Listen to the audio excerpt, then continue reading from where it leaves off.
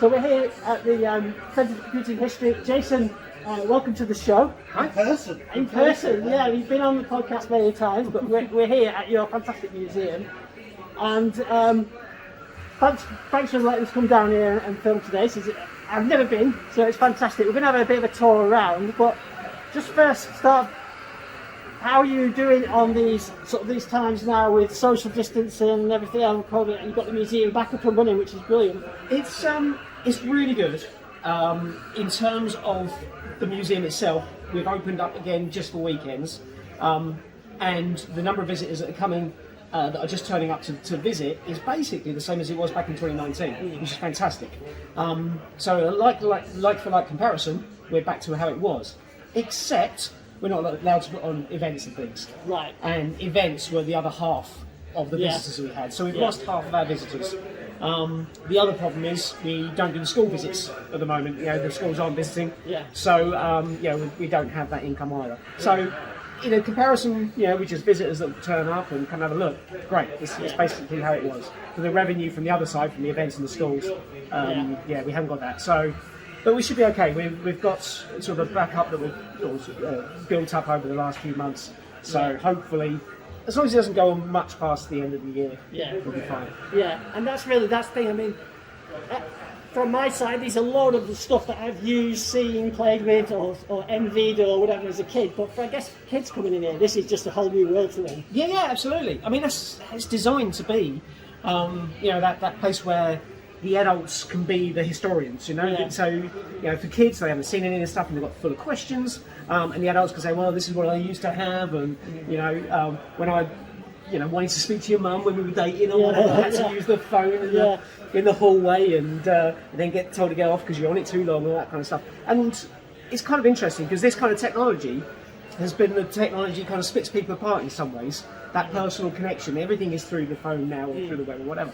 But then here, this kind of technology brings everybody back together again, talking about how much things have changed. Yeah. So that's cool. I love that. And of course, you've even got like we'll have a look round, but we've got like a classroom with BBC micros in. You can show the kids what it was like for perhaps the parents learning to program at school. Yeah. So the classroom. We've got the 70s office in there. You've got sort of different areas to the museum. So rather than having a timeline that you have to go and see everything, you can just go to the areas that interest you. The classroom is certainly one of the areas. Kids go to the gaming area, the parents go to the classroom. I don't know. Parents go to the gaming area. To be honest, the gaming area is really popular for obvious reasons. It never ceases to amaze me actually that how many people will come out for the weekend, go into the classroom and work through our worksheets. They are school kind of worksheets and they're programming away. It's fantastic. It is.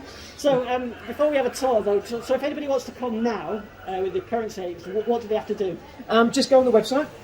So computinghistory.org.uk. Click on the events and you can book on any day you want. We're only open at weekends at the moment. We're coming up to the school holidays, so the holidays will be open 7 days a week. Just choose the day you want to come, book, and it'd be great to see you. Excellent, great. Well, let's go on a tour then.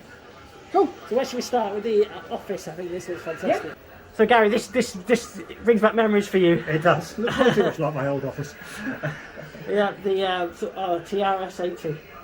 Yep, absolutely. So at the moment with COVID, everything's got its protective bags over them. But they're working really well. They're protecting the public and they're protecting the machines themselves because we have to wipe them down with cleaning fluids. So we're looking after the machines at the same time as the people that visit.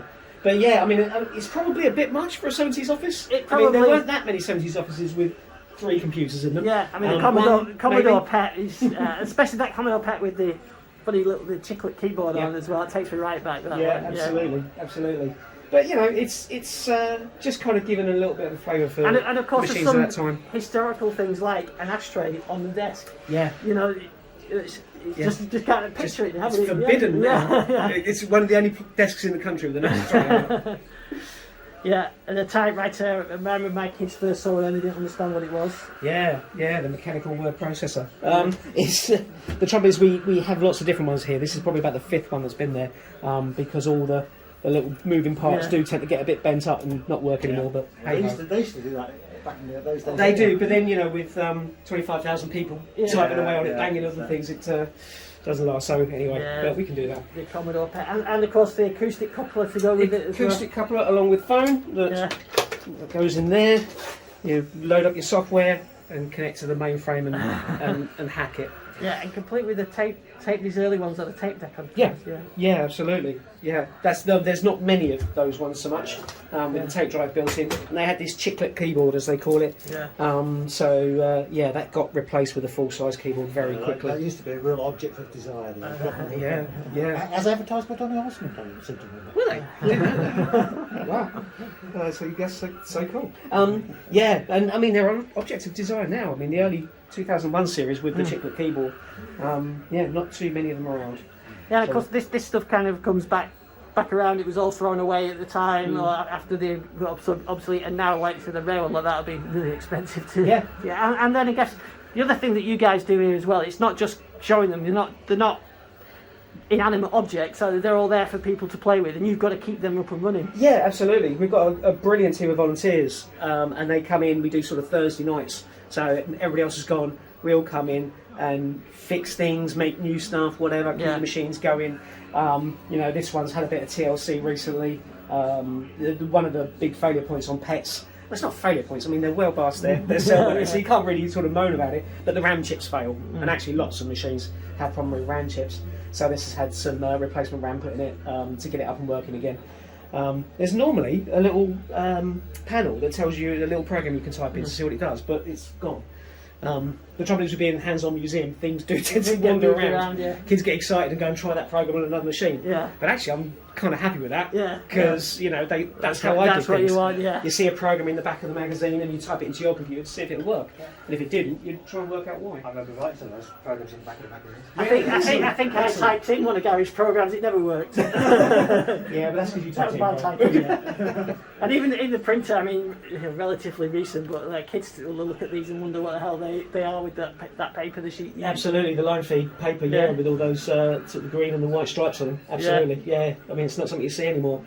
But so it's just a kind of a nod to that era. The video recorder's a little bit out of place in an office, but that's a great talking point. Yeah. So many kids don't recognise that as being a video recorder. Betamax as well. Yes, it's the best. Well, I had a It was Betamax, I used to be able to fix them. Yeah. a long time ago.